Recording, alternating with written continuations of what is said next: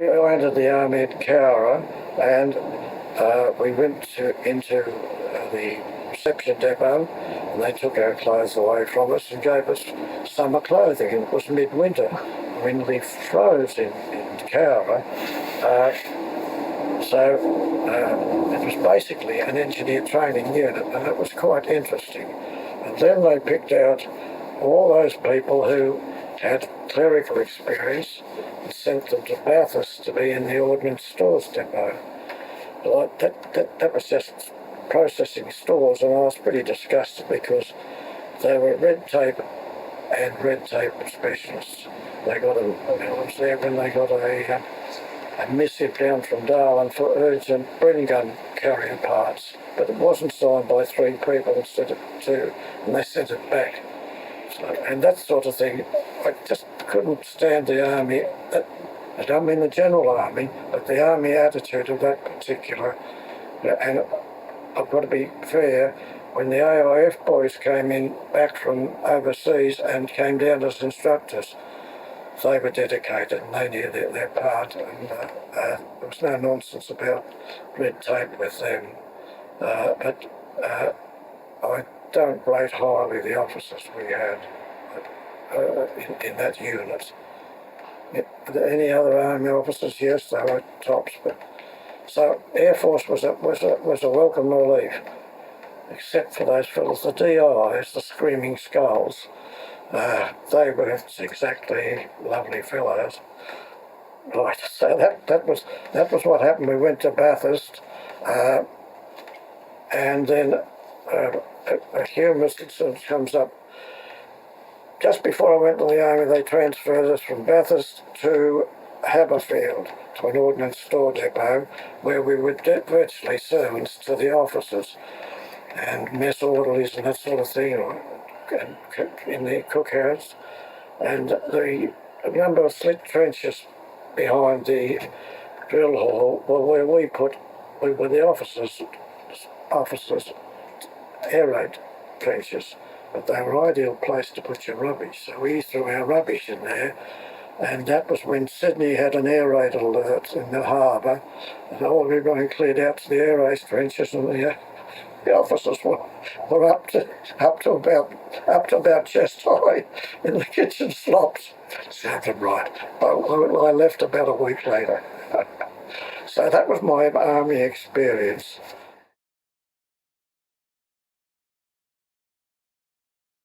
What did happen in that I went into, my call up into the army was by being as a university student. So virtually I went in as a part of the university regiment, and the other half of our hut, one of the half was all the educated blokes who were doing the university, and the other half came from Woolloomooloo, and they were a wonderful group. I mean, you could leave anything, you could leave a wallet out there, nothing, and it was an ideal mixture of the, what shall I say, of the 2 groups of Australians, ones that were at the university and ones that didn't want to do it, but probably be plumbers and labourers. And I'm not being snobbish, it was just that they were, I've learned a lot of new words too, and they weren't in the dictionary. So that was the army.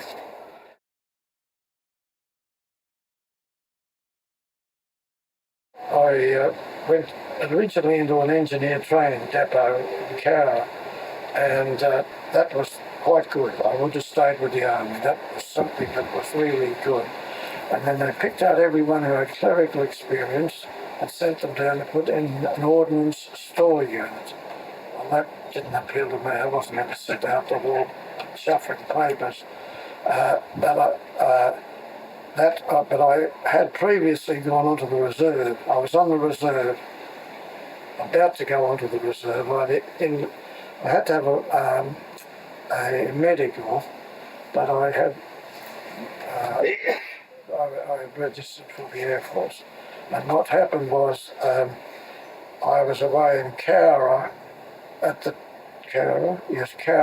time that the papers came through for me to go for a medical, and the army said, you can't go for a medical, we won't release you Uh, uh,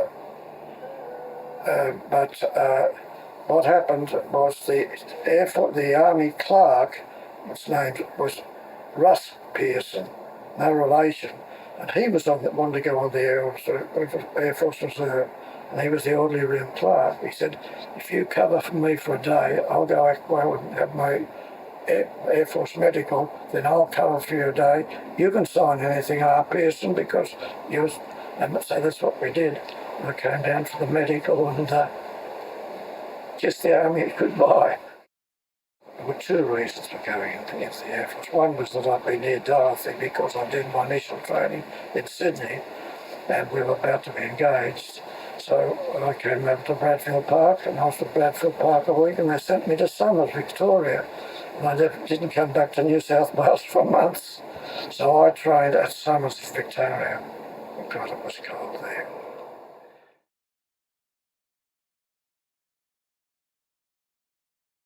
I did my initial training at Somers in Victoria. That was where they sorted out what you'd go up for interview for selection to go off to the various units. And what happened, I was on 33 course and they wanted to send a group to Canada in a hurry, so they pulled away anyone who had the leaving certificate, they pulled it back and put them on 32 course. And then it came up for category selection and they said to me, "What do you want to be?" And I said, "Of course I want to be a pilot." And they said, "Well, you can't be a pilot, you can't do Morse. You didn't attend any of our to go into the Air Force, you had lectures before you went in."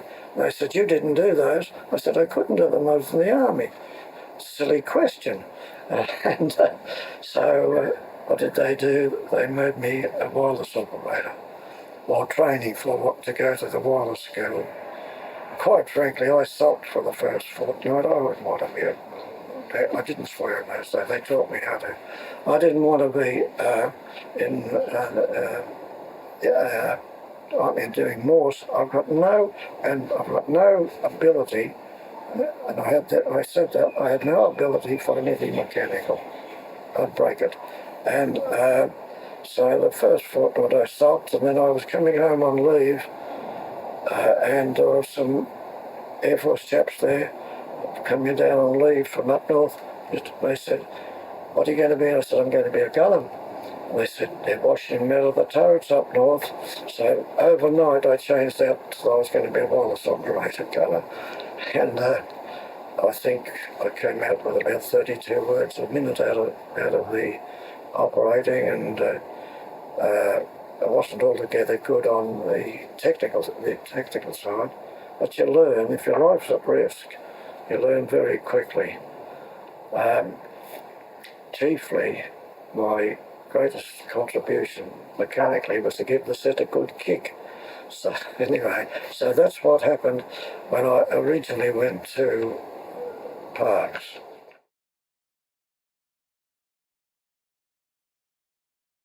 Training at Parkes was directed at wireless to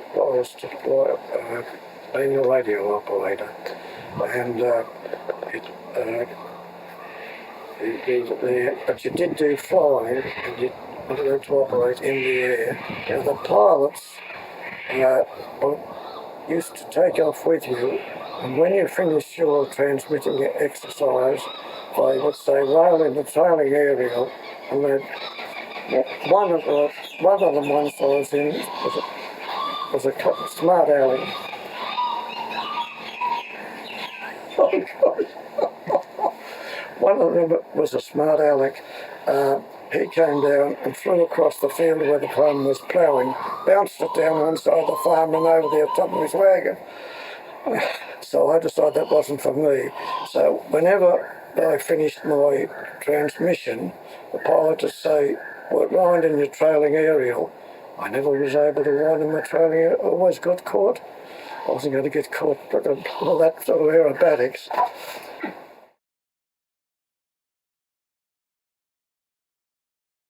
In our hut, at Parkes, Pat Ambrose was one of the trainees, and he could have qualified as an Olympic jumper. His bed was in the middle of the hut, and the beds were wire mattresses with bolts in them. He put the bolts in, but the wire mattress. And Pat used to come in, and he'd come to the door of the hut, and he'd jump across the top of all the sleeping people to his bed. And that was all right, but if you had a few beers, you were a bit worried. So we decided we'd fix him, so we took the bolts out and put matches in. And so Pat comes back stoned, and he goes straight. He cleared the whole of the beds in front of him, and he didn't do it anymore for some reason or other.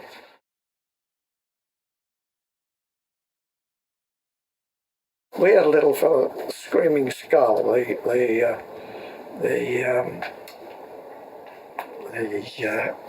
drill instructor. He wasn't a bad bloke, but drill instructors, they didn't have a good parental line.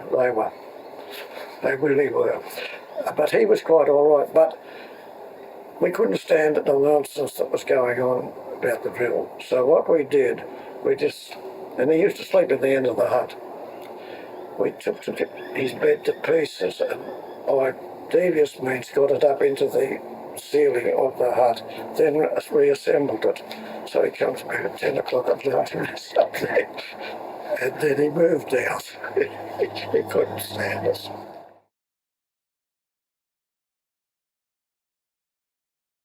We went off, having qualified with Morse. We went off to Port Pirie to do the gunnery course. That was the home of Ming the Merciless. He was the squadron commander. His word was law. And on church parade, he'd come out on church parade, and he'd say, the Roman Catholic Padre is a good scout. From here to the front, after Mass. Up on the red juice. I said go. And of course, at the end of the course, you could qualify for commission. So off would go mixed match. Protestants would be half Roman Catholics, half Jewish, half agnostics. But they'd go. It didn't pay to not go to church parade because you'd get kitchen duty. So whatever your religious beliefs, you tolerated going. So, but it was a good course. You went up in the fairy battles. You should take a prayer before you went up in them because they were clapped out old planes, and then you would fire at a drogue behind. I think I did all right there. One of the gunners shot part of the tail off the plane, not when I was in it. And so that was Port Pirie, and you came back from Port Pirie to Sydney for final leave.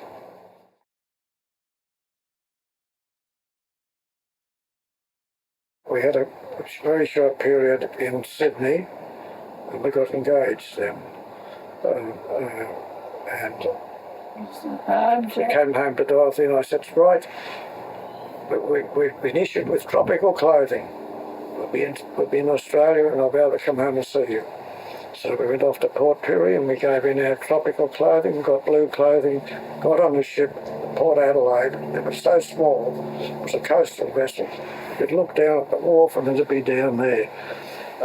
And we had first-class accommodation in the hold, 250 of us in the hold. You'd put your hammocks up overnight, and that's why I was seasick from the time I left Port Adelaide to the time I hit Bristol. They used to run a what do you call it, sweep, whether Perko Pearson would keep it down, and nobody won it. Oh God, I was so sick, and I was also worried because if you suddenly got to Britain having done part of your training and then got airsick, and you'd be LMF, latent moral fibre. So I made it. Oh God, it was terrible. And what happened? We used to hang our hammocks up, and these four mates of mine would hang the hammock up, and they'd say, we're going to put a bottle of water, a packet of biscuits, and if we're torpedoed, we'll grab that and have something in the boat when we get. What they said to Perko, aren't you going to put them in? What they didn't know was that I was secretly praying that the boat would be torpedoed and put me out of misery. I was so good, I really was. And 8 or 10 of us went to Whitley Bay. Now, Whitley Bay was the commando training school for the RAF regiment, and full of pomp and ceremony, not pomp, but ceremony. And I mean, when we were in the hotel, we'd get up about 9 o'clock and go out and have a walk around town. There, you were up at 6 o'clock and you saluted the flag as it went up. Now, that didn't suit us exactly. We'd been there a week, and the dawn broke and the flag goes up, the RAF ensign and a pair of WAF's blackouts, WAF's pants, up top of it. There was hell to pay, and they knew it must have been the Australians, so they cancelled our leave. Weekend leave was gone. CO's parade on the Monday, the flagpoles cut down. And then after that, it was a truce, except at the end.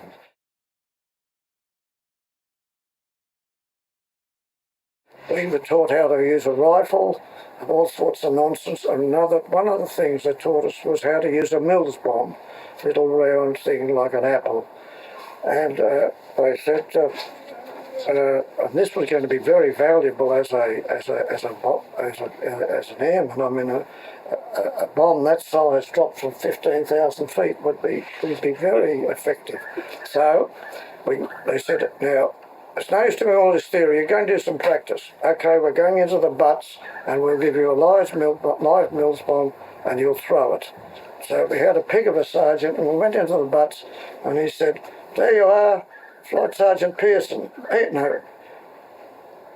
What you do, you pull the pin out, you count to 5 and throw it because it's live and throw it that way.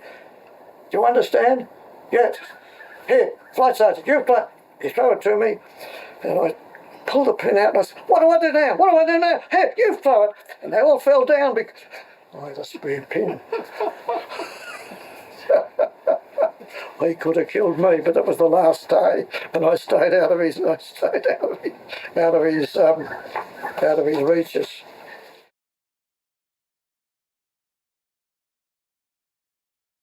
I served on an English squadron, and great respect for them, but some of them were almost unbearable. And we had one who was a particularly arrogant instructor. He said, you blokes from the colonies, you won't understand what I'm talking about, but I know everything about these sets. Everything, did you hear me? Yeah, we heard him.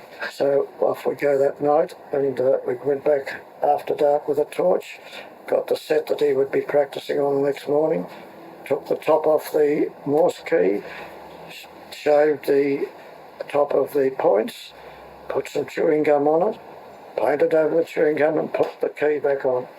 He nearly went mad. He couldn't find the fault. The next day he lectured to us and he was still there about 8 o'clock at night trying to find the fault. Oh, God. It was just as well you could laugh at times.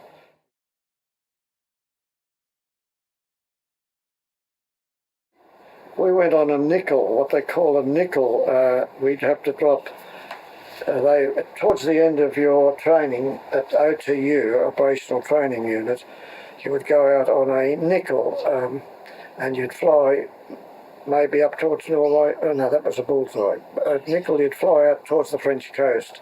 We went close to Amiens on our first nickel, and it didn't count as a knock, but you could be shot down on it. Anyway, what our function was that the wireless operator would throw out down the flare chute a newspaper to the French resistance. It was their regular newspaper. And to the German garrison, a horror brochure of what was going to happen to them. I forgot to throw it out till we were over London, and a little piece appeared in one of the London newspapers saying the Germans were off track, they dropped these things over London. Okay, that was very good, very much on the ball.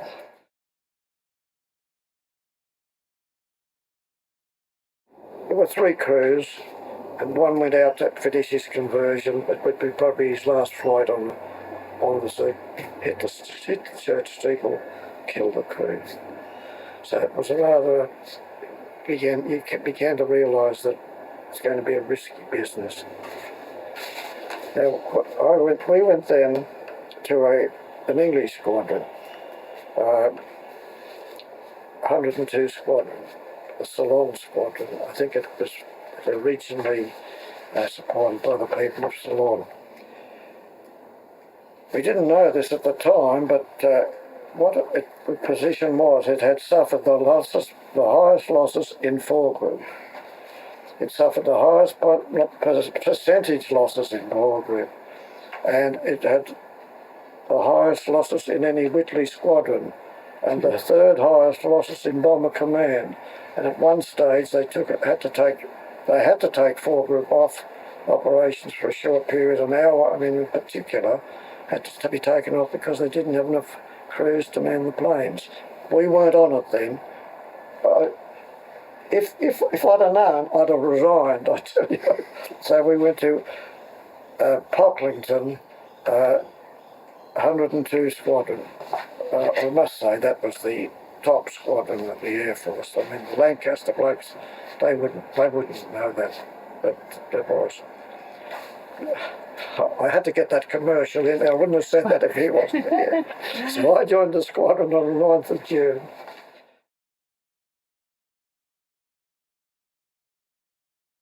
Our first target was, I'm not really good at French, Les Hauts-Boissons on the 12th of July. It was a bomb storage site for V1s. We had to come back because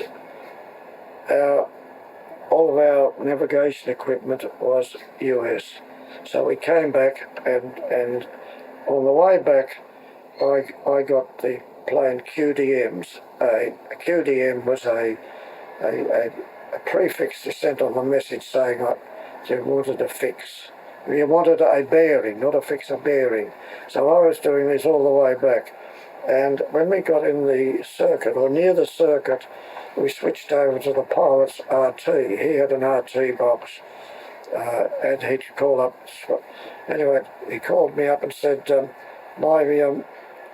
not getting any joy on my transmitter. I can't get base. I can hear. I can't get them. What am I going to do? Come on, you useless. He used a rude word. Anyway, I got up, went up, had a look, and he's cussing, and he was a good pilot and a good mate. But on this particular occasion, he used the whole of the Australian vocabulary of swear words. And what he didn't realise was all he'd done is press the wrong key, and he was transmitting. They took the WAF operator off the reception because the language was so bad, but he got us back.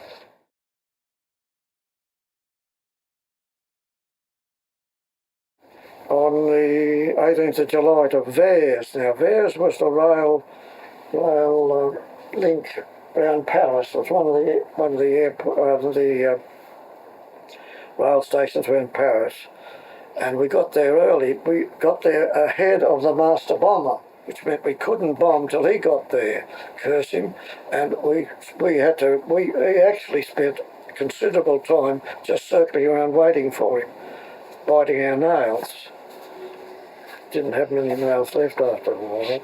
On the 7th of August, we went to the battle area where the Canadian forces were bombing, trying to break out from the area around Caen. So we were to bomb on their markers that they put up, and we were in the first wave. And some of the first wave hit a German bomb dump. It went up with a hell of a bang, and a Panzer unit, we found out afterwards. But one of the first wave dropped bombs on the Canadians, and by mistake, I think the flares must have been wrong. Anyway, the subsequent, and I'm just going to digress for a minute, we didn't drop bombs on it. We were just behind the ones that dropped bombs. We were going over to the anniversary of D-Day, and I went over on the ferry. And I was sitting on the ferry, and a chap came alongside of me and said, "Hey, you're an Australian, aren't you?" I get to tell how he could tell. I must talk funny. Anyway, he said, I'm from Canada. I said, oh, well, I was on the Canadian squadron. He said, well, I don't know Australian squadron. I said, yes, I bombed on this particular site.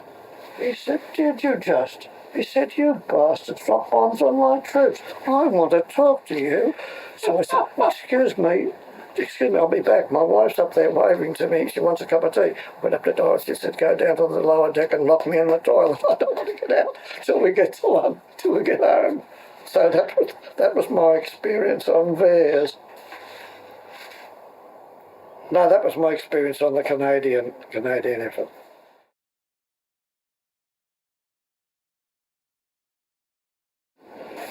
The next one was a place I almost shudder to talk about, 11th of September 44, Gelsenkirchen. It's just this side of hell. We were hit by flak and a piece came up through the starboard fin into the fuselage. It hit the floor, ricocheted off that, hit the release button on the mid-upper gunner's turret, and he fell on the floor, went straight down the rest of the kite, hit the windscreen in front of the pilot, and red hot this, came across the top of his head and took all the leather off, a great streak of leather off the top of his helmet. It didn't get through the fur lining. And that was a hell of a target. I looked out on the way there, and a wireless operator sat underneath the pilot in a halifax, and you really only could see out a little window. Mind you, I wouldn't have looked. I watched the navigator all the way because he sat on top of the escape hatch, and if he moved, I was going to beat him out of it. So I sat under there, and I looked out, and there was flak everywhere. And I said to him, Derek, look at that, thank God we're not going in there. He said, we are, went down to Dogleg Inn.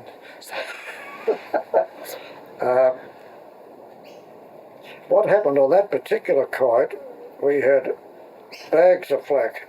We had 6 holes, one near the mid-upper gunner, 2 inside, and one near the bomb aimer.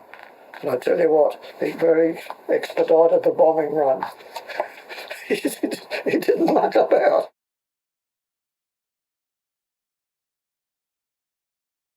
On the Rhine. After leaving the target, we ran into a fresh barrage and we did get some bomb damage there. And the result was that the pilot dived briefly and kept diving. He kept corkscrewing. Now, corkscrewing, from my point of view, was an invention of the devil, because you'd be flying and you'd turn and you'd drop 1,000 feet, twisting and turning. You'd come up again, you'd do the same thing. And there would be my stomach chasing it up and down and down. Oh, God, it was terrible, particularly because my pilot was very strict.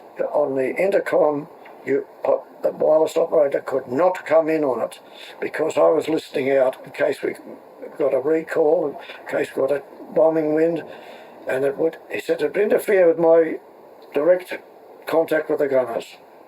You stay off the intercom. I used to stay off the intercom, and I couldn't really know what was going on. My stomach used to tell me when we died, but my eyes weren't on the set, they were on the escape hatch, which was underneath the navigator. I'd be looking like this, I'm sending like this. Not sending. Anyway, he kept diving, and we had a very good view of the bridge and the cathedral. It was 25 degrees below then. I always jokingly said that our aiming point was the cathedral because it never got hit.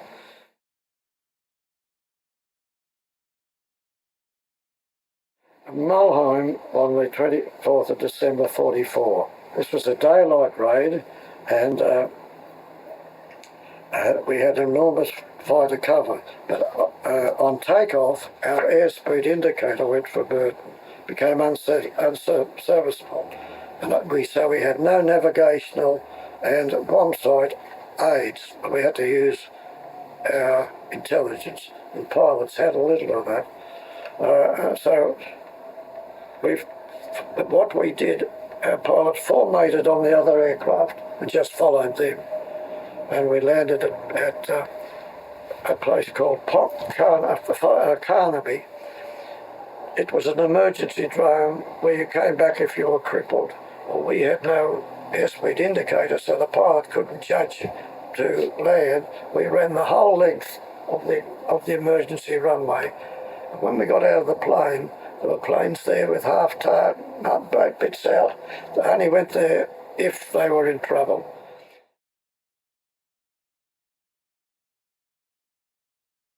This was the sort of thing that could happen to you on takeoff. We were lined up and there'd be, say, if it was a maximum effort, there'd be 26 planes going out, one after the other. And at dusk, a Halifax in front of us from B flight had a total hydraulic failure on takeoff, and bomb doors fell open. The 1,000-pound bombs fell out and bounced all over the place. The flaps were lowered and the undercarriage collapsed. His aircraft reached the end of the runway and ran through the fence into the field. He's got a full bomb load. He was the luckiest man alive that didn't go off. Now, we were waiting for him to go off. A nice way to spend 6.5 hours thinking about. Now, the second one, the aircraft in front of us as we taxied down, turned on the runway, and its brakes were still on. Then it took off its brakes, and it went into an immediate ground loop, and that's in front of you, and it blew up. So that was, again, it wasn't the best of introductions to the Furious Palace.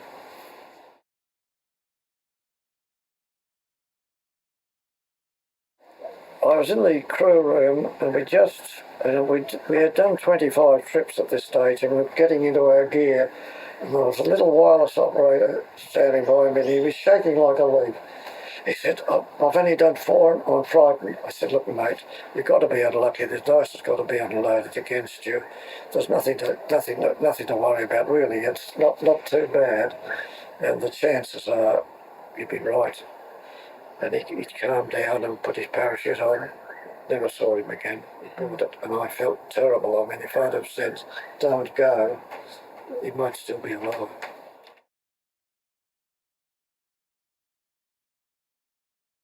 The spam was the stable food. Spam, it's some sort of bastardised ham. Anyway, they reckon that they used to have to carry this spam. The Admiralty said to the Air Force, we're going to carry the spam as deck cargo because it's insurance. The Germans have been given instructions not to sink boats laden with spam because it'll do more harm to the British morale if it gets through.